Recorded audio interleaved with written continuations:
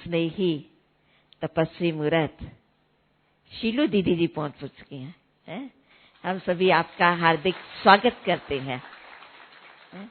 दीदी जी आज दोपहर को 1:30 बजे ही पहुंचे हैं और देखो आपके प्रति दीदी की कितनी लगन है कि नहीं। हम भाई बहने इतना त्याग तपस्या और सेवा की लालायित हैं, तो हम दीदी जी का नीतू बहन को कहेंगे कि तिलक लगा करके दीदी जी का स्वागत करेंगे और हम सभी करतल ध्वनि से स्वागत करें, साथ साथ एक हाथ की ताली से, क्योंकि अभी मौन शुरू हो रहा है। हम एक हाथ की ताली से स्वागत करेंगे। दीदी जी से सभी परिचित है ना। बाल्यकाल से ही आपने इस ईश्वरीय ज्ञान को प्राप्त किया। आप कॉलेज में पढ़ते थे, यानी साकार बाबा मम्मा के समय आपने इस ज्ञान को प्राप्त किया और तब से ही आपका ये लक्ष्य रहा कि बाबा की बेहद की सेवाओं को करना है। कितना ऊंचा लक्ष्य बाल्यकाल से हो तो जरूर बाबा भी मदद करता है, तो बाबा की भी मदद जरूर है। लेकिन अपना लक्ष्य जब होता है तो हमारे अंदर वो लक्षण भी आते हैं। हम शीलू दीदी को देख ही रहे हैं कि कितने न सिर्फ भारत लेकिन भारत के बाहर विदेशों में भी कई स्थानों पर आप ईश्वरीय संदेश देने का कार्य कर रही हैं। आपने स्टार्टिंग में बॉम्बे में भी सेवाएं की, तत्पश्चात आप विदेशों में भी गई, विदेश के सेवा केंद्रों पर भी रह करके आपने कई सेवाएं की। उसके बाद हमारी दादियों और बाबा के कहने के अनुसार, श्रीमत अनुसार आप मधुबन में रही और मधुबन में रह करके शिविरों का जो आयोजन किया जाता, आप शिविरों को भी कराती रही। साथ साथ मधुबन में जो कॉन्फ्रेंस होती हैं उनमें भी आप पूर्ण रीति से अपना सहयोग देती रही। और रिफ्रेशिंग कोर्स जो हमारे भाई बहनों के होते हैं या टीचर्स बहनों की बच्चियों के होते हैं, उनके भी बहुत सुंदर क्लासेस आप कराती हैं। और साथ साथ आप एजुकेशन विंग की हेड क्वार्टर कोऑर्डिनेटर भी हैं। आप सभी ने अभी अभी सुना होगा कि शीलू दीदी के 60 वर्ष, दीदी 60 वर्ष मनाए ना मीटिंग के समय पर, उम्र 70 साल है, देखो 75 साल। कितनी अच्छा है कि कैसे बाबा को 60 साल से ज्ञान में, 60 साल से ज्ञान में है और 75 साल इस शरीर की आयु के। सोचो आज दुनिया के अंदर 60-75 वाले को देखे तो लुढ़कते रहते हैं, 70 और यहाँ हमारी दीदी तो युवा लगती हैं। हर समय कहीं न कहीं जाती रहती है। तो ऐसी दीदी जी का आज ही अमेरिका से आई हूँ। देखो मैंने कहा ना दोपहर को 1:30 बजे आए, लेकिन इतनी लंबी यात्रा करके तो भी देखो दीदी ने ना नहीं कहा। शायद आप हम होते तो कहते कि कल कराए तो चलेगा, है? लेकिन दीदी की विषय के आने के साथ भी उन्होंने कह दिया कि मैं जरूर आऊंगी, मैं जरूर आऊंगी। यही तो बड़ी बात है। तो इसलिए आपके प्रति हमें भी बहुत नाज है, बाबा को भी नाज है। इसलिए बाबा ने आपको एक बहुत अच्छा वरदान दिया है, उस वरदान को आप सार्थक कर रही हैं। बाबा ने खास शीलू बहन से कहा कि आपकी जीवा पर सरस्वती देवी विराजमान है। इतना सुंदर वरदान जिनको मिला हो, तो ऐसी सरस्वती देवी जी से आज हम भी इस बच्ची का लक्ष्य क्या है, उद्देश्य क्या है, वो सुनना चाहेंगे। आदरणीय शीलू दीदी जी। शरीर का नाम तो शीलू दीदी ने बताया कि कुंती बहन है। मैं 12 वर्ष की थी, साकार बाबा के समय इस ज्ञान को लिया। 66 में एग्जीबिशन देखा था, लेकिन जहां हम रहते थे वहां सेवा केंद्र नहीं था। 25-30 किलोमीटर की दूरी पर सेवा केंद्र था, लेकिन तब पता नहीं चला। फिर 68 से लेकर के हम रेगुलर बने, 2 वर्ष पता ही नहीं चला था। तो 68 से बाबा के इस ज्ञान में रेगुलर चले और 72 से अपनी जीवन ईश्वरीय सेवा में समर्पित की। और साथ साथ बॉम्बे के ही कई सेवा केंद्रों पर अपनी सेवाएं दी। वर्तमान समय भोरीवली सब जोन के कनेक्शन में मलाड, जहां हमारी दादियों ने, हमारी दीदियों ने खूब सेवा की हुई है, उस स्थान पर सेवा के लिए निमित्त है। और साथ साथ बाबा ने एक और भाग्य है जो कहें कि दिया कि ट्रांसपोर्ट विंग की नेशनल कोऑर्डिनेटर है। ओम शांति। हमको तो वाइस चेयरपर्सन बना दिया एजुकेशन विंग का। नहीं, हमको वाइस चेयरपर्सन बना एजुकेशन विंग की दीदी वाइस चेयरपर्सन बने हैं। वाह, बहुत अच्छा। आज देखो नई नई खुशी के समाचार। समय आता है सबका प्रमोशन होता है ना। तो हम भी ब्राह्मण सो फरिश्ता प्रमोशन करेंगे ना। ओम शांति, ओम शांति, ओम शांति। दादी जानकी जी 3 बार ओम शांति कहते हैं और बड़े नशे से कहते हैं। फिर उसका अर्थ भी अलग बताते हैं। मैं कौन हूँ, मेरा कौन है, मुझे क्या करना है, ये उनका मूल मंत्र है, जिसमें सारा ज्ञान का सार आ जाता है। और उसी की जागती मूर्ति है दादी जी, जिनसे हम सभी प्रेरणा लेते हैं। आज भी दादी जानकी जर्मनी में हैं। वहाँ बहुत बड़ी रिट्रीट, यूरोपियन टीचर्स की रिट्रीट चल रही है और 17 तारीख को निकल के सीधा आएंगे शांतिवन। तो देखो, इस 103 वर्ष की आयु में भी वो लगन, वो शक्ति, वो ऊर्जा दादी की अनुभव करते हैं। तो हमको क्या करना चाहिए? कई कहते ना हम इतने बूढ़े हो गए हैं, अभी वो ताकत नहीं है। तो दादी जानकी को देखते हैं, वो ताकत कहाँ से लाती है? अशरीरी हो जाती है, बस यही उनकी युक्ति है। अशरीरी हो जाती है और वो शक्ति आ जाती है, क्योंकि शांति की शक्ति भी उसी से मिलती है। तो बहुत खुशी हुई आप सबसे मिलकर। बहुत लंबा टूर किया, 1 महीने का। 15 जुलाई को निकले थे, 15 अगस्त वापस आए। सारा ईस्ट कोस्ट अमेरिका का, मिड वेस्ट कोस्ट, 20 शहरों में 30 दिन में कवर किया। इतना बड़ा प्रोग्राम था। सब अधिकतर रक्षाबंधन का कार्यक्रम था। तो आप सभी बट्ठी करने आए हैं और आप सभी ने आते ही ये माला पहन ली। अच्छी लग रही है ना माला? माला पहनी माना विजय माला है ये। और ठप्पा भी लग गया। क्या लिखा है बैज पर? संस्कार परिवर्तन, मौन तपस्या पट्ठी। तो संस्कार परिवर्तन, मौन तपस्या बट्ठी, यही इस बट्ठी का लक्ष्य है। संस्कार परिवर्तन कैसे होगा? मौन तपस्या करने से, और उसके लिए बट्ठी में पढ़ने से। तो वो बट्ठी में पढ़ने के लिए आप सब यहाँ आए हो। तो सबसे पहले मधुबन तपोभूमि, वरदान भूमि, परिवर्तन भूमि, बाप दादा की कर्म भूमि के सभी मधुबन निवासी भाई बहनों की तरफ से, दादियों की तरफ से, दादाओं की तरफ से आप सभी का बहुत बहुत बहुत स्वागत है, स्वागत है, स्वागत है। मधुबन ब्राह्मण कुल भूषण की आन मान शान है। ये अनुभव हम यहाँ अनुभव करते हैं।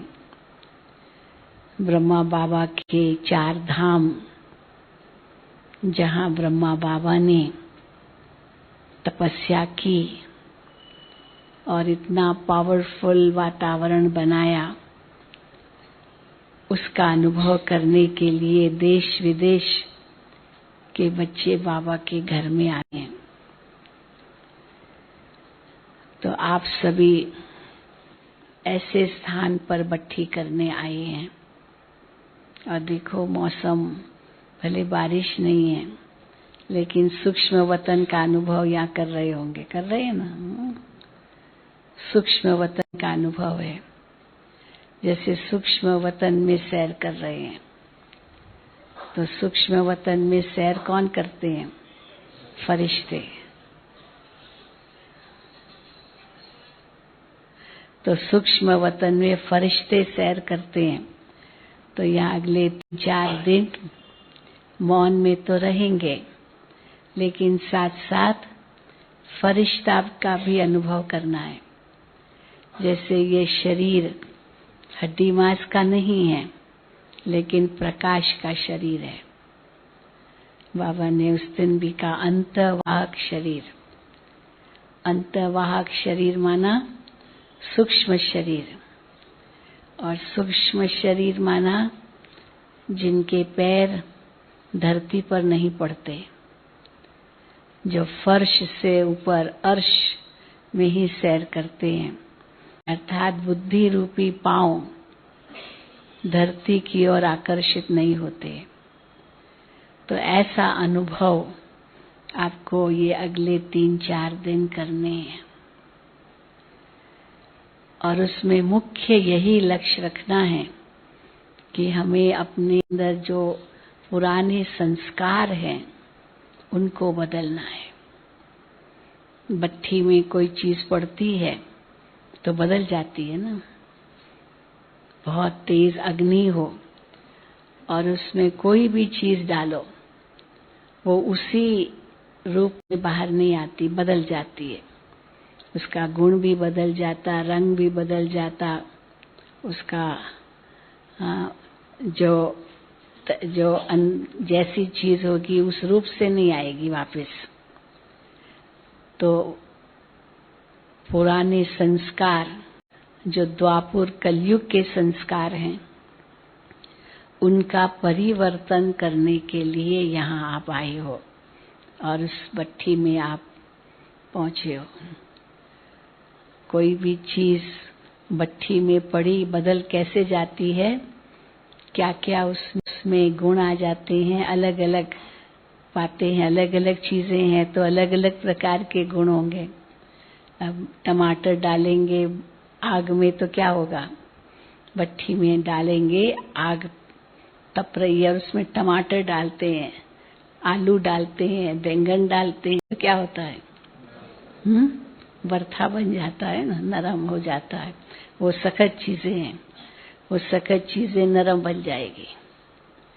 फिर उसमें कच्ची मिट्टी की ईंट डालो। कच्ची मिट्टी बहुत नरम है, पर वो भट्ठे में डालने से क्या होता है? कड़क बन जाती है। तो कोई चीज नरम बन जाती है, कोई चीज कड़क बन जाती है। फिर अशुद्ध सोना डालो, खाद वाला सोना, तो क्या बन जाता है? वो सोना शुद्ध बन जाता है, सारी खाद निकल जाती है। काला काला कोयला डालो आग में तो क्या हो जाता है? हाँ, राख बन जाता है, कलर ही बदल जाता है। पहले लाल हो जाता है, फिर धीरे धीरे वो राख बनता जाता है। तो देखो उस अग्नि में भी कितनी विशेषता है। और यहाँ बाबा कहते ये योग की अग्नि है, ज्वालामुखी योग, जिस अग्नि में सब कुछ बदल जाए। तो पहले तो हमें ये मालूम हो कि ऐसे कौन से संस्कार हैं हमारे अंदर जो हमें दुख दे रहे हैं, दूसरों को भी दुख दे रहे हैं, हमारे ही उन्नति में विघ्न डाल रहे हैं और योग में भी विघ्न डाल रहे हैं। ऐसे कौन से संस्कार होंगे? उसको परखने की सबसे सहज विधि क्या है? बाबा की मुरली, बाबा की मुरली, बाबा की श्रीमत। श्रीमत से, मुरली से पता चलता है कि अभी तक मेरे अंदर कौन कौन से पुराने संस्कार हैं जो हमें मिटाने हैं। हर मुरली के अंदर कई ऐसे बातें आती है जिसमें बाबा कहेंगे, बच्चे ये करो, ये करो, ये करो, या कहेंगे बच्चे ये मत करो, ये मत करो, ये मत करो। तो क्या करना है और क्या नहीं करना है, वो बाबा की मुरली से श्रीमत मिलती है। सवेरे से लेकर रात्रि तक की श्रीमत है। हर संकल्प के लिए श्रीमत है, हर बोल के लिए श्रीमत, हर कर्म के लिए श्रीमत है, हर व्यवहार के लिए श्रीमत है। तो उस श्रीमत के अनुसार हमारा व्यवहार हो, हमारी सोच हो, हमारे बोल हो, हमारे कर्म हो, मानो कि हमारा जीवन ही उसी अनुसार हो। यही है पुरुषार्थ। अगर उस अनुसार पुरुषार्थ है तो बाबा कहते हैं कि वो सही पुरुषार्थ है। अगर थोड़ी सी मनमत या परमत जोड़ दी तो वो फिर सही पुरुषार्थ नहीं कहलाई जाएंगी। तो सही पुरुषार्थ माना 100% श्रीमत। ब्रह्मा बाबा के आगे तो कोई नहीं था जिनको बाबा देख करके पुरुषार्थ करे। शिव बाबा ने कहा और ब्रह्मा बाबा ने तुरंत किया जो भी शिव बाबा ने कहा। शिव बाबा ने कहा कि ऐसी नई दुनिया तुम्हें बनानी है, स्वर्ग का साक्षात्कार करा दिया। तो बाबा को लगा मैं ऐसे नई दुनिया बनाऊंगा, कैसे बनाऊंगा, क्या करना होगा? आप जो कहेंगे मैं करने लिए तैयार हूं। और उसके लिए बाबा ने उनको कहा कि अपना तन मन धन सब माताओं को अर्पित कर दो। कितना बड़ा कदम। और बाबा ने कुछ भी आगे पीछे नहीं देखा। कैसे होगा, लौकिक में बच्चे थे, क्या नहीं था, बड़ा परिवार था। पर शिव बाबा ने कहा और फट से बहनों के नाम पर विल कर दी सारी प्रॉपर्टी। ये नहीं सोचा क्या होगा मेरा, मेरे बच्चों का क्या होगा, मेरे परिवार का क्या होगा, हाँ, लोग क्या कहेंगे। बस शिव बाबा ने जो कहा वो लगन ऐसी लग गई। और ब्रह्मा बाबा के आगे को देख के तो फिर बहुतों ने किया। तो ब्रह्मा बाबा उदाहरण बन गए, लेकिन ब्रह्मा बाबा के आगे कोई उदाहरण नहीं था। हाँ, थोड़ा आगे आई माताएं, बहुत आगे नहीं तो दिखाई नहीं, थोड़ा बीच में जगह नहीं छोड़े, बीच में जगह नहीं छोड़े।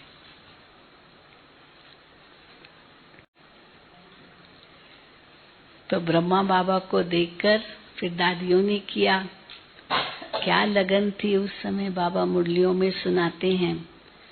कुछ भी नहीं देखा, बस ब्रह्मा बाबा हैदराबाद से कराची चले गए और जैसे पता चला बाबा कराची चले गए, बस सब कुछ छोड़ के बाबा के पास पहुंच गए। पर उस समय तो भट्ठी बननी थी, इसलिए बाबा ने सब स्वीकार किया। लेकिन अभी तो बदल गया ना समय। तो अभी तो बाबा कहते बच्चे कुछ भी छोड़ना नहीं है, जिस हाल में हो उसी हाल में रहना है, कुछ भी छोड़ना नहीं है। तो क्या करना है? छोड़ना नहीं है, लेकिन क्या करना है? कहीं भी फंसना नहीं है। ये भी एक कला है, ना कहीं नहीं है। कहीं भी न अटकना है, न चटकना है, न मटकना है। दादी जान की ये शब्द यूज करती है। अटकना, मटकना, चटकना और क्या क्या होता है, नहीं, फंसना कहीं भी नहीं है। फंसो भी नहीं, छोड़ो भी नहीं, नया जोड़ो भी नहीं, क्योंकि अभी तो हिसाब किताब चुकतू करने का समय है, इसलिए नया भी नहीं जोड़ना है।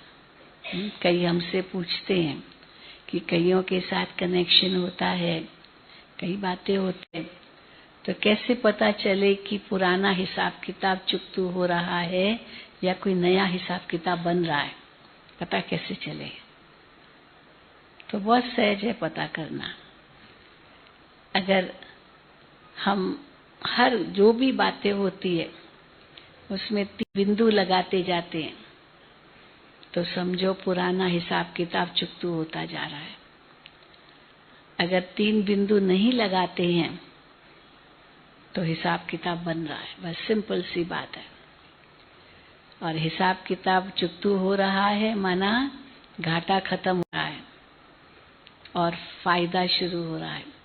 कल भी बाबा ने कहा, कल था या परसों, बाबा ने कहा कि तुम बड़े बिजनेसमैन हो।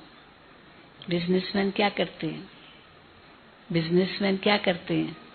हाँ, घाटा फायदा, किसमें घाटा है किसमें फायदा है वही सारा दिन उनकी बुद्धि में रहता है। तो जो घाटे का काम है वो थोड़ी करेंगे, क्या करेंगे? हाँ, फायदा ढूंढेंगे। फायदा किसमें है? अब वो तो स्थूल बातें हैं, लेकिन हम फायदा और घाटा किस बात का अनुभव करते हैं?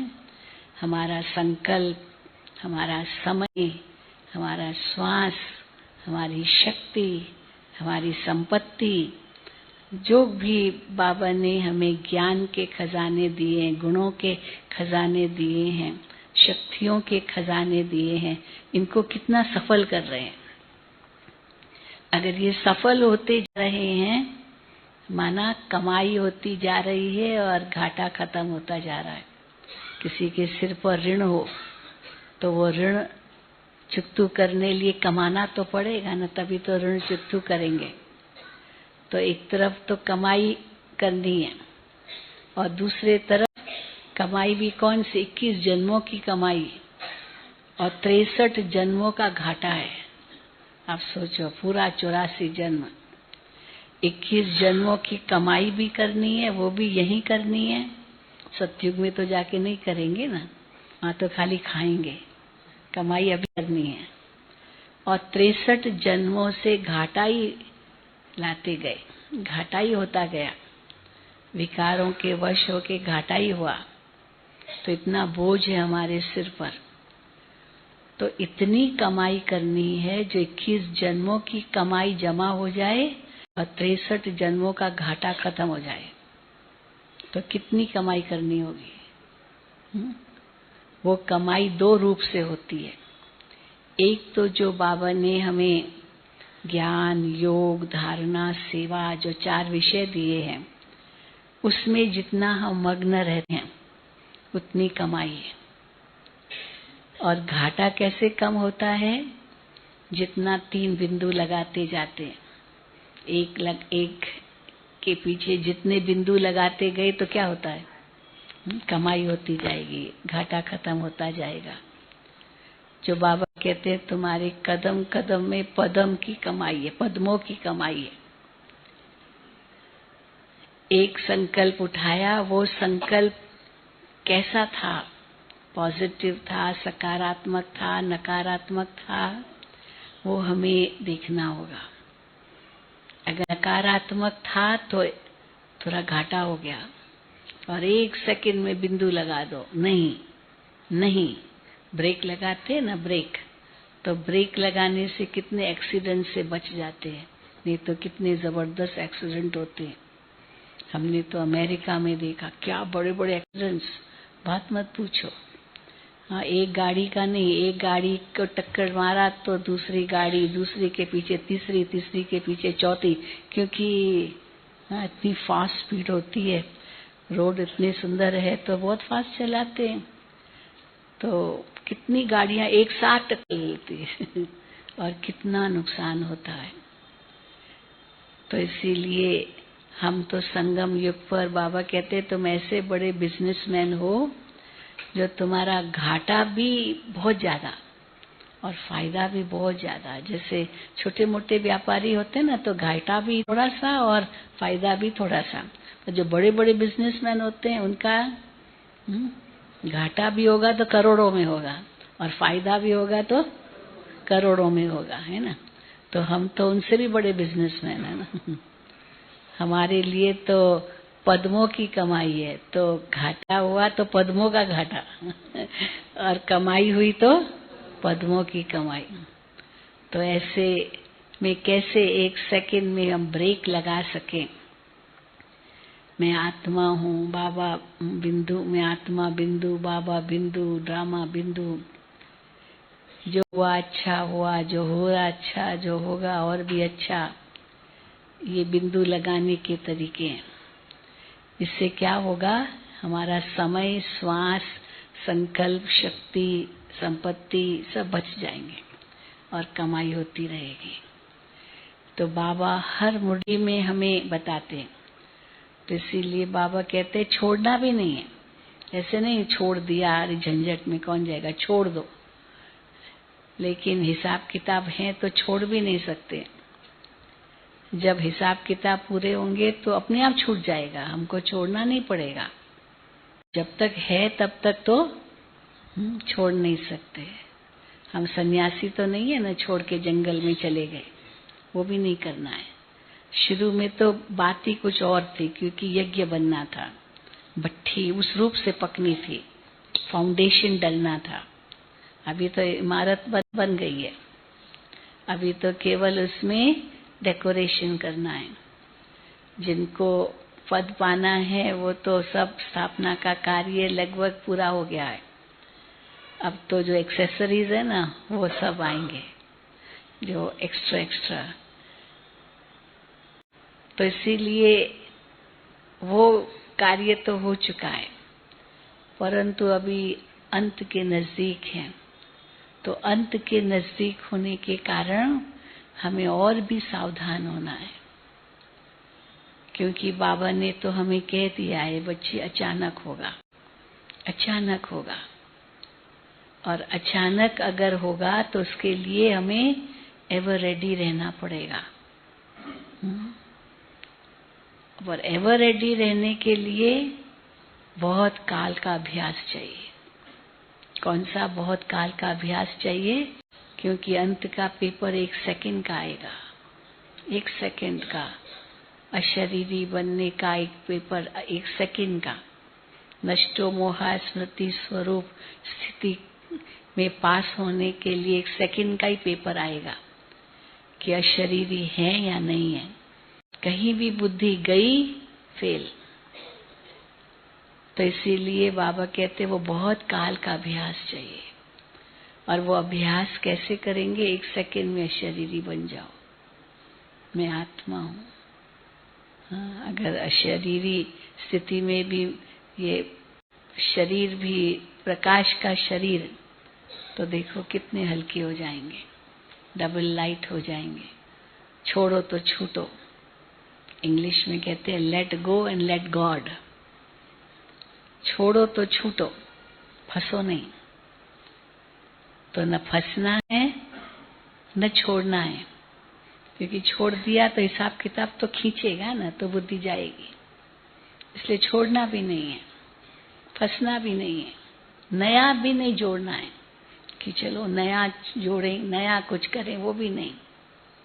क्योंकि नया शुरू करेंगे फिर अब चुप करेंगे, तो नया भी नहीं हिसाब किताब बनाना है, पर जो पुराना है खत्म करना है।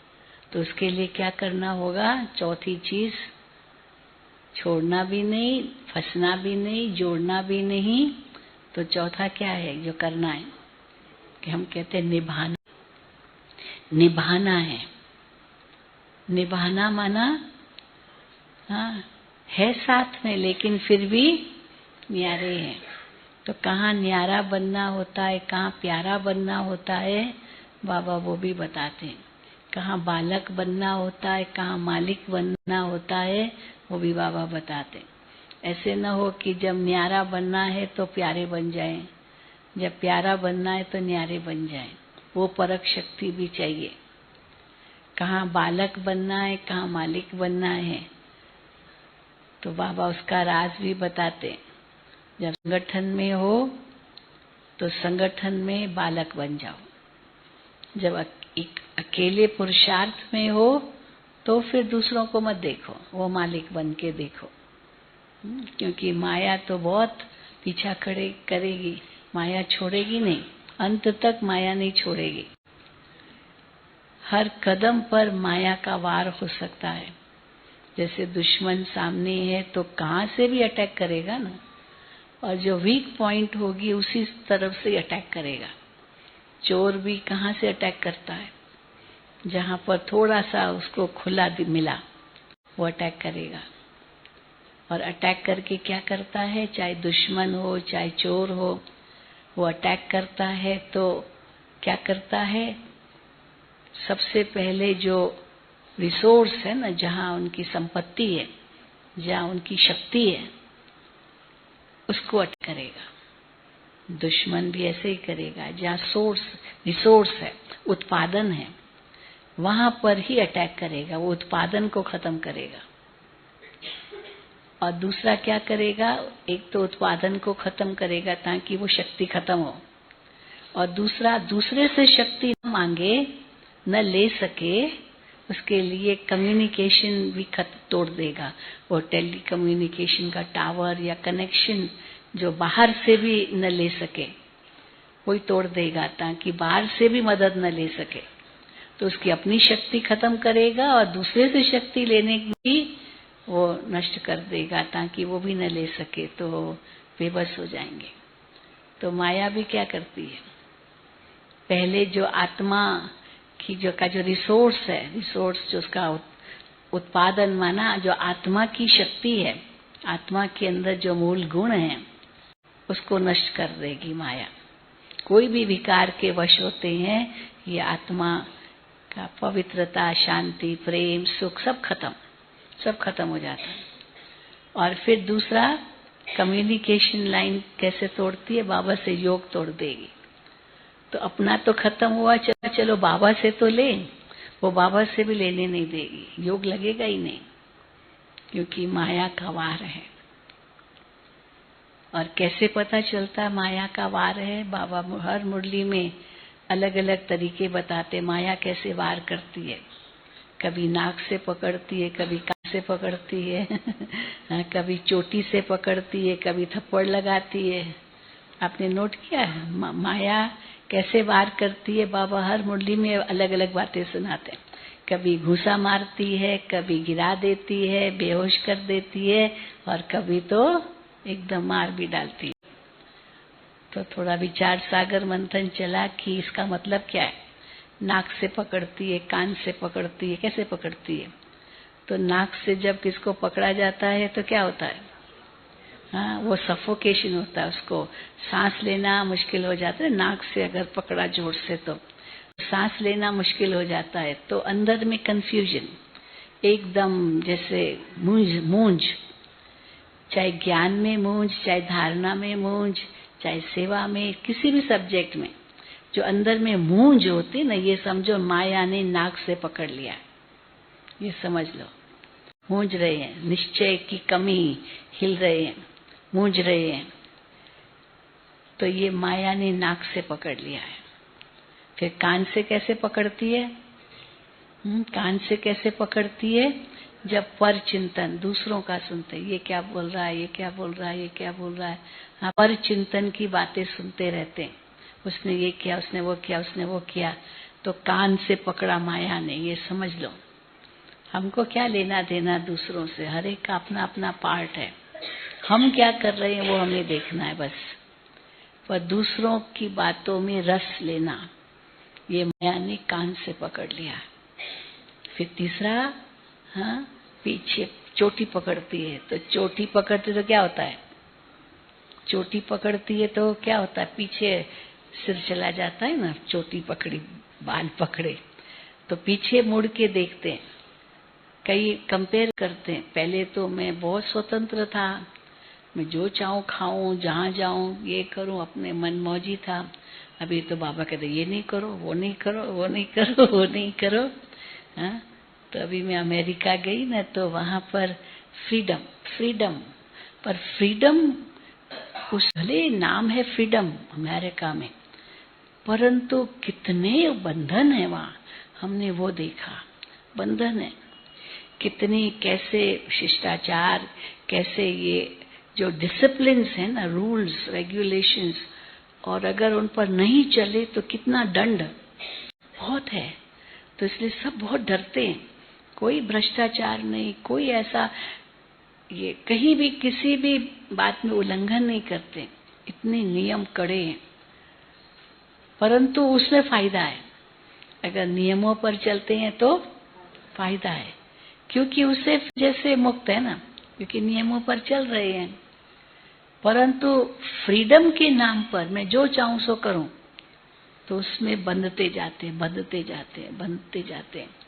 तो फ्रीडम के नाम पर बंधन, और नियम मर्यादाओं में चलने से बंधन के नाम पर भले बंधन लगता है, परंतु उससे आत्मा को मुक्ति मिलती है, मुक्त हो जाते हैं, क्योंकि शुद्धिकरण आ जाता है। तो इसीलिए बाबा ने जो भी हमें नियम दिए हैं, वो आत्मा के लिए कितने कल्याणकारी है। उन डिटेल्स में हम नहीं जाएंगे, लेकिन कितने कल्याणकारी है वो हम अनुभव करते हैं। तो बुद्धि कहीं भी नहीं जाती है, कहीं भी नहीं जाती है।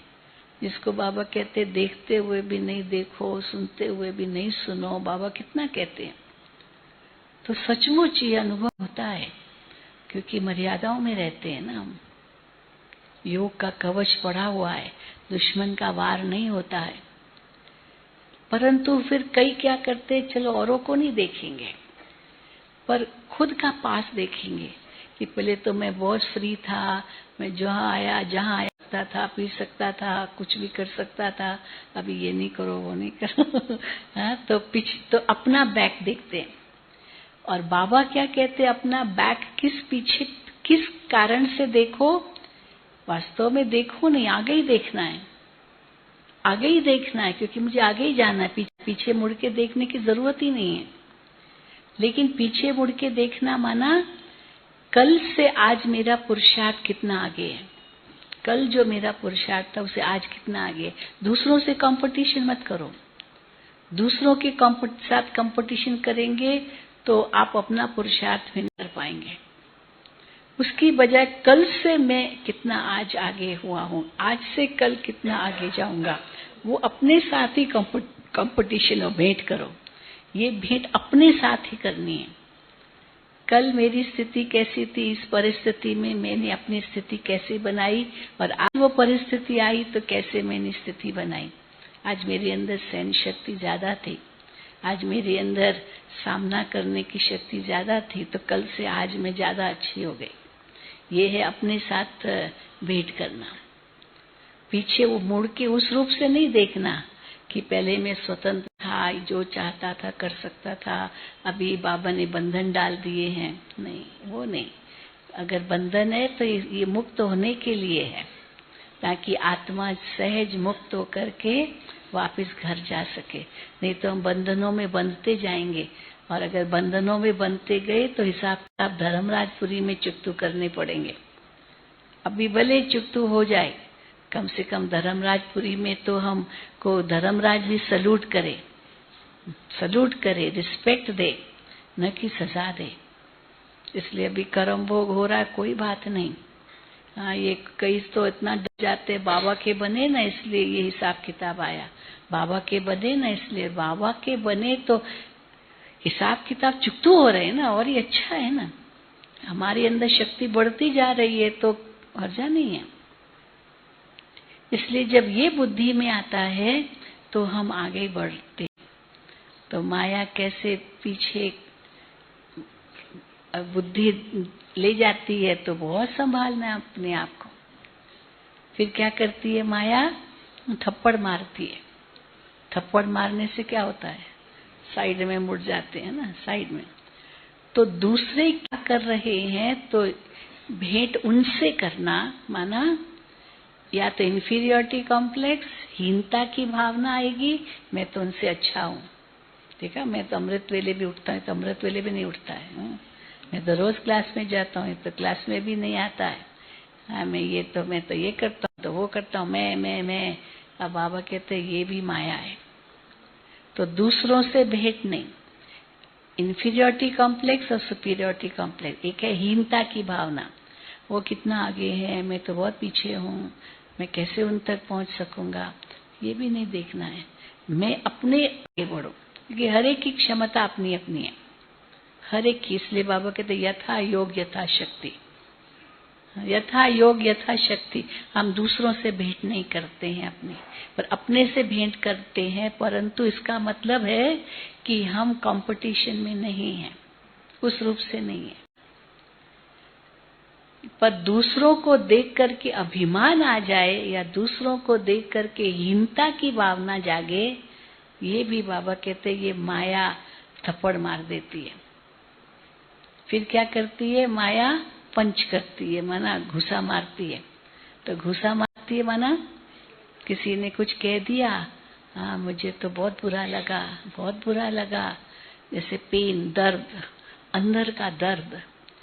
तो बाबा कहते ये दर्द क्यों? अच्छा कहा तो क्या हुआ? क्या हुआ? कहाँ लगा? खाली मुख से ही कहा ना, वो तो उसकी जैसी उसकी दृष्टि, जैसी दृष्टि वैसी सृष्टि ना। बाबा हमको किस रूप में देखते हैं? तो इसमें कई दो प्रकार के प्रश्न लोग पूछते थे। एक है स्वमान और दूसरा है अभिमान। स्वमान और अभिमान में क्या अंतर है? कई बार वो स्वाभिमान हम कहते हैं, पर वो एक स्वमान और अभिमान, उसमें सूक्ष्म अंतर है। अभिमान किसको कहेंगे? जब कोई भी उपलब्धियों के आधार पर अभिमान है, उसको हम अभिमान कहेंगे। मैं ज्यादा होशियार हूँ, मैं ये हूँ, हाँ मैं ज्यादा समझदार हूँ, मेरी पोजीशन बड़ी है, आदि जो भी, तो उसका अभिमान। और दूसरा है स्वमान। स्वमान माना आत्मा के गुणों का मान। आत्मा के गुणों का मान अर्थात कि आत्मा के जो गुण हैं, पवित्रता, शांति, प्रेम, सुख, आनंद, उसका इतना हम मान रखें कि कभी भी वो हमसे दूर न हो। कुछ भी हो जाए पर मुझे अपनी शांति खोनी नहीं है, कुछ भी हो जाए मुझे सबके साथ प्यार प्रेम खोना नहीं है, कुछ भी हो जाए पर मुझे अपनी खुशी गंवानी नहीं है। ये है स्वमान। अब उस स्वमान में हम कैसे रहें, वो नहीं होता है तो छोटी छोटी बातों में अपमान महसूस होता है। ये अपमान महसूस होना, सेंसिटिव नेचर जिसको बाबा कहते हैं, ये अपमान महसूस होना, ये भी दे अभिमान की दे। माया ने घूसा मारा, मैं उनसे बात नहीं करूंगा, मैं नहीं जाऊंगा, मैं नहीं करूंगा, हाँ उसने मेरा अपमान कर दिया, कोई बात नहीं किया, क्या लगा? बाबा मुझे किस नजर से देखते, मैं तो वो देखो ना। हाँ तो बहुत बातें हैं इसमें तो नहीं जाएंगे, लेकिन माया ऐसे आती है और फिर धीरे धीरे क्या करती है? हाँ, गिरा देती है, बेहोश कर देती है, मार डालती है। कैसे मार गई? कोई न कोई विकार के वशीभूत हो गए। तो इसीलिए बहुत सावधान रहना है, कहीं भी माया का वार न हो। पहले तो साकार मुरली में बाबा कहते थे भले चलो कर्म में नहीं आए, हाँ, कर्म में मत आओ, संकल्प में आया तो कोई बात नहीं। अभी अव्यक्त मुरलियों में तो बाबा तो संकल्प तो क्या, स्वप्न तक भी बताते, बच्चे स्वप्न मात्र भी नहीं आना चाहिए कोई विकार। अगर स्वप्न में भी आ गया ना तो भी वो पाप बनता है, क्योंकि हम बहुत ऊपर जा रहे हैं, बहुत ऊंचे चढ़ रहे हैं। स्वप्न तो फिर भी हमारे वश में नहीं है, हाँ? हमारे वश में नहीं है, इसीलिए बाबा स्वप्न भी कहते हैं। बाकी चलो फिर भी अपने वश में है, हम उनको रोक सकते हैं, स्वप्न नहीं रोक सकते हैं। परंतु वो स्वप्न का आधार भी क्या है? हमारे पुराने संस्कार। अगर वो स्वप्न आते माना वो संस्कार अभी तक बदले नहीं है, तो वो भी कैसे बदलना है? अशरीरी स्थिति, अशरीरी स्थिति। ये बहुत काल का अभ्यास चाहिए। तो यहाँ आप 3 दिन आए हो, ये 3 दिन ऐसा ही अनुभव करना। मौन माना सोचना भी नहीं है, सोच से भी परे हैं, क्योंकि सोचेंगे तो फिर बोलेंगे। बस क्या करना है, सारा दिन ज्ञान का मनन चिंतन मंथन, उसी में मगन। तो मनन भी करो, मंथन भी करो, अध्ययन भी करो। जो बाबा ने सवेरे का सारा दिन उसी का ही हो, और दिन भर आपकी क्लासेस चलेंगे। तो जैसे आप खान में आए हो, खान, ये खान है, जैसे तन लेने चाहो ले सकते हो, जितना आप भरना चाहो भर सकते हो, ताकि यहाँ से जब जाएं तो बिल्कुल वो संस्कार हमारा, कोई भी कमजोरी है, माया के वश कोई भी है, वो एकदम खत्म हो जाए। ऐसी योग तपस्या करके जाना है। और ये 4 धाम की यात्रा करेंगे, उसमें भी बाबा के साथ सर्व संबंध भी अनुभव करने हैं। हाँ, बाबा के कमरे में माता पिता का अनुभव करो, बाबा कैसे माता पिता के रूप में बच्चों से मिल रहे हैं। हिस्ट्री हॉल में जाओ तो बाबा को टीचर के संबंध से मिलो, कैसे बाबा टीचर बन करके पढ़ाते हैं विश्व की आत्माओं को। शांति स्तंभ पर जाओ तो बाबा सतगुरु के रूप में आत्मा को पावन बना रहे हैं, शुद्ध बना रहे हैं, हड्डियां गला रहे हैं, फरिश्ता बना रहे हैं। जो झोपड़ी में जाओ तो बाबा को सखा रूप में अनुभव करो, कैसे सखा को सब बातें बताई जाती है, जो माँ बाप को नहीं बताएंगे, टीचर को नहीं बताएंगे, गुरु को नहीं बताएंगे, पर सखा को बताएंगे। तो बाबा हमारा सखा भी है। तो 1 to 1 और इतना कॉन्फिडेंशियल सखा है, जो भी आप बाबा को बताओ बाबा अपने तक ही रखेगा, किसी और को नहीं बताएगा। दूसरी आत्माओं को सुनाएंगे तो आपकी सीक्रेट्स भी आउट कर देंगे, है? हो सकता है, पर बाबा तो बहुत फेथफुल है, बहुत फेथफुल, इतना ही विश्वास पात्र है, और इतना ही शक्ति का सागर है, दाता है। और उसको दिया, सागर में स्वाहा हो गया। सागर में स्वाहा किया तो क्या होगा? सागर फिर भी स्वच्छ। तो बाबा को समर्पित कर दिया, जो कोई भी बात है तो एकदम बुद्धि साफ हो गई, हम सागर समान बन गए। सागर का काम क्या होता है? हल्की चीज किनारे फेंकेगा और भारी चीज अंदर ले लेगा। तो काम की चीज अंदर और बाकी सब बेकार, खत्म। ये अनुभव करना है, ठीक है? ओम शांति, ओम शांति, ओम शांति। 7:30 बजे चलिए अभी हम बाबा को याद करेंगे। यही लक्ष्य बुद्धि में हो 3 दिन का, यही उद्देश्य बुद्धि में हो कि हमको बाप समान बन करके, संपूर्ण पवित्र बन करके, संपन्न बन के घर जाना है, और घर जाकर फिर नई दुनिया में आना है। शीली दीदी का हम सभी दिल से धन्यवाद करेंगे। आप सभी ध्यान रखें कि आवाज से परे की दुनिया में हम हैं। तो जब भी जिसका भी क्लास हो तो एक हाथ की ताली, चाहे स्वागत चाहे धन्यवाद, नैनो से और एक हाथ की ताली से। आज के दिन छुट्टी, आज तो छुट्टी है ही।